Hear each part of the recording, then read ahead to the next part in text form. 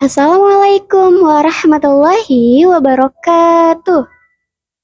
Abu Nawas dan unta ajaib. Pada suatu hari, Abu Nawas sedang berjalan-jalan di dekat rumahnya. Sampailah ia di sebuah lapangan. Di lapangan itu ada orang-orang yang berkerumunan.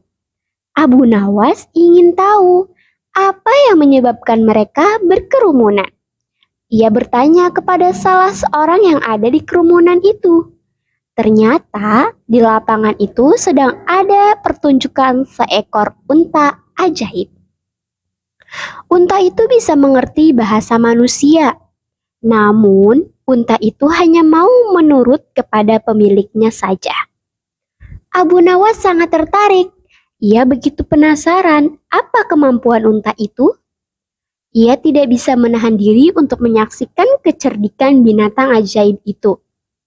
Abu Nawas pun bergabung di tengah kerumunan para penonton. Sang pemilik unta dengan bangga menawarkan hadiah yang cukup besar bagi siapa saja yang sanggup membuat unta itu mengangguk-angguk. Penonton langsung bersorak menerima tantangan yang menggiurkan itu.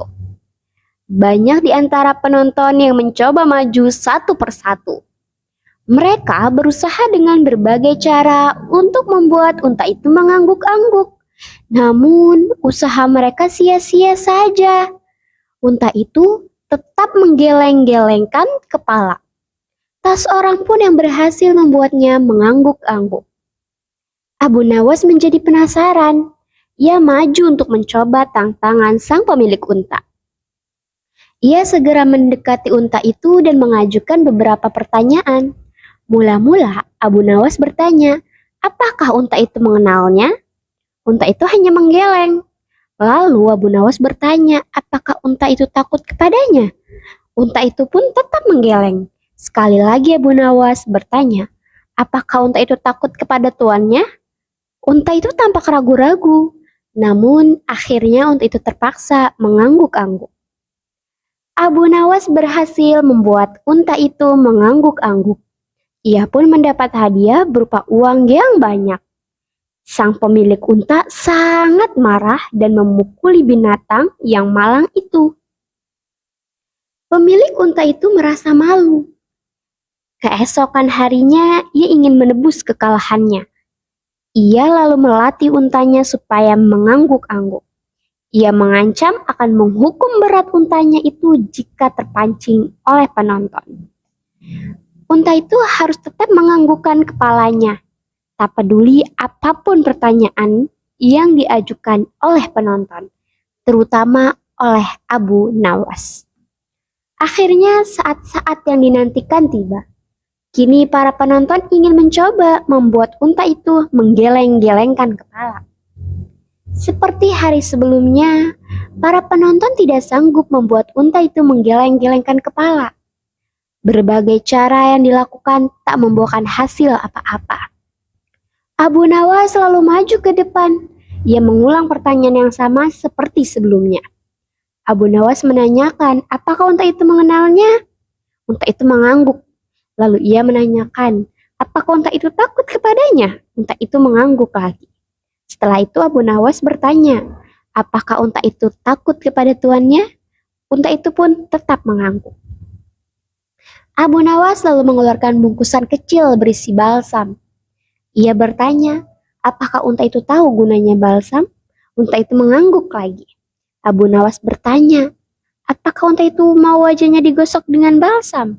Unta itu terus mengangguk. Abu Nawas lalu menggosok wajah unta itu dengan balsam. Tentu saja unta itu merasa kepanasan dan menjadi panik. Wajahnya terasa seperti terbakar. Abu Nawas kemudian mengeluarkan bungkusan yang lebih besar. Bungkusan itu juga berisi balsam. Abu Nawas bertanya, apakah unta itu mau wajahnya digosok dengan balsam sampai habis? Itu menjadi takut. Ia lupa akan ancaman tuannya. Ia terpaksa menggeleng-gelengkan kepala sambil mundur beberapa langkah. Hikmah cerita. Untuk menaklukkan binatang perlu menggunakan teknik tertentu. Apalagi menaklukkan manusia, dibutuhkan berbagai cara dan kesabaran. Cara menghindar dari hujan. Suatu hari, Raja mengajak Abu Nawas bergabung dengan rombongannya. Mereka akan berburu beruang. Padahal Raja mengetahui bahwa Abu Nawas sangat takut pada beruang. Namun, Abu Nawas tidak berani menolak perintah Raja. Di negeri itu, siapa saja yang tidak mau melaksanakan perintah Raja akan mendapat hukuman. Dalam perjalanan menuju hutan, tiba-tiba cuaca berubah menjadi mendung. Tidak lama lagi akan turun hujan. Sementara hutan yang mereka tuju masih jauh. Raja memanggil Abu Nawas untuk mendekat. Raja lalu memberi Abu Nawas kuda yang lamban. Sementara Raja dan pengawal-pengawalnya menunggang kuda yang cepat. Mereka akan berpencar menempuh perjalanan masing-masing. Raja mengatakan bahwa mereka akan bertemu di sebuah tempat peristirahatan. Abu Nawas harus sampai ke tempat itu saat makan siang tiba. Bila hujan turun, mereka harus menghindarinya agar pakaian mereka tetap kering. Abu Nawas boleh menggunakan cara apapun. Abu Nawas dan rombongan Raja pun berpisah. Abu Nawas sadar bahwa Raja ingin menjebaknya. Dia harus segera mencari akal. Saat itu, tiba-tiba turun hujan. Raja dan rombongannya segera memacu kuda mereka untuk mencapai tempat perlindungan yang terdekat. Tetapi karena derasnya hujan, pakaian Raja dan para pengawalnya basah kuyup. Ketika waktu makan siang tiba, Raja segera menuju tempat peristirahatan. Mereka menunggu kedatangan Abu Nawas sambil mengeringkan pakaian mereka. Tidak beberapa lama Abu Nawas pun tiba di tempat itu. Abu Nawas datang dengan menunggang kudanya yang lamban. Anehnya, pakaian dikenakan Abu Nawas tidak basah. Padahal rombongan Raja dan kuda yang paling cepat saja tidak bisa menghindari hujan. Pakaian mereka basah kuyup ketika mencapai tempat perlindungan yang paling dekat. Raja masih ingin menjebak Abu Nawas. Dia akan menukar kuda yang ditungganginya dengan kuda Abu Nawas. Keesokan harinya, Abu Nawas diberi kuda yang kemarin ditunggangi Raja. Sebenarnya, Raja menunggang kuda yang sebelumnya ditunggangi Abu Nawas. Sekarang, Raja dan para pengawalnya mengendarai kuda yang lebih lamban. Mereka kembali berpencar. Hujan pun turun seperti hari sebelumnya. Bahkan, hujan hari ini turun lebih deras dibanding kemarin. Raja dan pengawalnya langsung basah kuyup karena yang mereka tunggangi tidak bisa berlari dengan kencang. Kali ini Abu Nawas di tempat peristirahatan lebih dulu dibanding rombongan Raja. Abu Nawas menanti kedatangan mereka sambil menunggu waktu makan siang tiba. Tidak lama kemudian, Raja beserta rombongannya tiba dengan pakaian yang basah kuyup. Mereka heran melihat pakaian Abu Nawas yang tidak basah sedikit pun. Raja jadi sangat penasaran.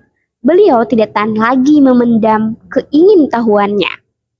Bagaimana cara Abu Nawas untuk menjaga pakaiannya tetap kering? Apa yang dilakukannya untuk menghindari hujan? Raja pun menanyakan hal itu kepada Abu Nawas. Abu Nawas menjelaskan dengan tersenyum.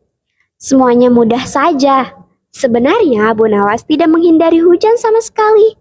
Begitu hujan turun, Abu Nawas segera melepas dan melipat pakaiannya. Abu Nawas lalu menduduki pakaiannya itu. Abu Nawas melakukan sampai hujan berhenti. Karena itulah pakaian Abu Nawas tetap kering. Raja begitu terkesan mendengar penjelasan dari Abu Nawas. Ia menyangka Abu Nawas akan lolos dari jebakannya sebanyak 2 kali. Akhirnya, beliau mengakui kehebatan dan kecerdikan Abu Nawas memang tak terkalahkan. Hikmah cerita, masalah hidup memang tidak dapat ditolak, tetapi perlu siasat cerdas supaya terhindar dari masalah. Sekian dan terima kasih. Wassalamualaikum warahmatullahi wabarakatuh.